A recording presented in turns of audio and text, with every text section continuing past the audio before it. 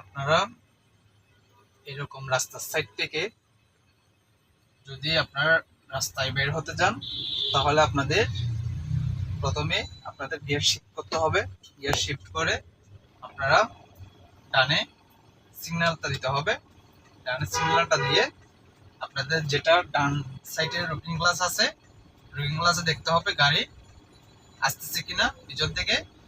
তো গাড়ি যদি আপনাদের পিছন থেকে আসে, তাহলে আস্তে আস্তে আস্তে আস্তে আপনারা একটু আপনারা এরকম আস্তে আস্তে ব্রেকের মধ্যে আপনারা আস্তে আস্তে বের হবেন।